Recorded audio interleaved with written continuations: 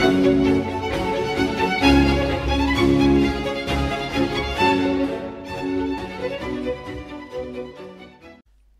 le monde connaît le palais de justice de la place Poulart, entouré depuis plus de 40 ans par ses échafaudages.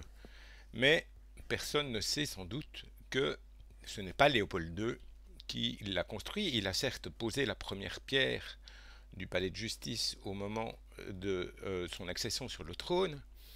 Tout dans ce palais de justice avait le don de le séduire, il était monumental, il exprimait la force symbolique de la justice auquel il tenait beaucoup, et puis il participait à une perspective urbaine puisqu'il est mis dans, dans la droite ligne de la rue de la Régence. Il va d'ailleurs tout faire pour essayer de le dégager de tous côtés.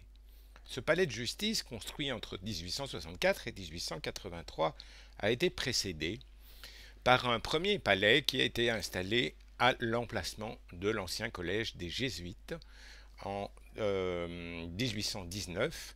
C'est François Verly, l'architecte François Verly, qui se charge à ce moment-là de construire en fait un portique devant l'entrée de l'hôpital militaire, qui est donc installé dans les locaux du collège des Jésuites, et de la précéder d'une place installée sur les ruines d'une ancienne église baroque. Ça a tout d'un petit palais néo-renaissance avec son fronton, ses colonnades, mais le palais de justice est installé dans des locaux qui sont déjà insalubres et il devient vite trop petit, raison pour laquelle on décide de l'installer au Mont des Potences. Le Mont des Potences, c'était l'endroit où les condamnés à mort étaient exhibés à la foule et pendus au gibet. Et donc c'est un endroit particulièrement adapté à l'installation d'un palais de justice sur une grande colline qui est vue de loin.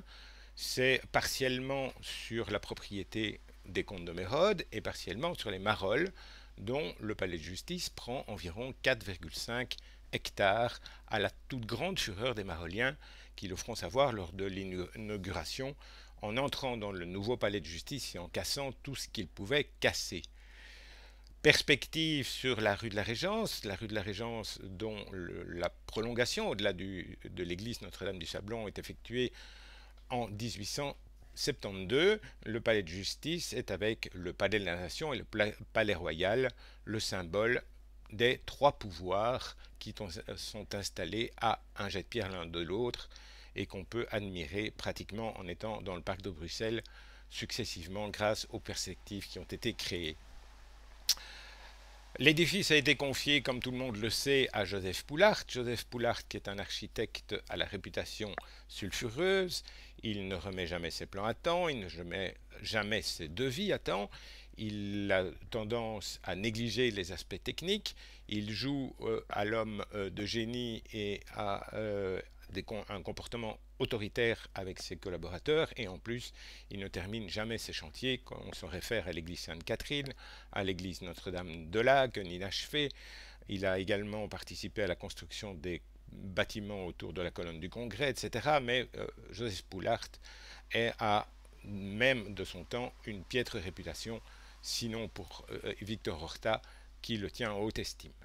Et donc ce palais est construit en une durée d'une vingtaine d'années sur l'emplacement des Marolles et il est construit dans un style gréco-romain, on dirait une acropole d'Athènes en plein Bruxelles, en plus lourd, en beaucoup plus volumineux, avec des colonnades, des frontons, des chapiteaux, tout le vocabulaire classique normalement utilisé, tellement boursouflé, tellement exagéré comme décoration que l'œil n'a vraiment pas l'occasion de s'y poser.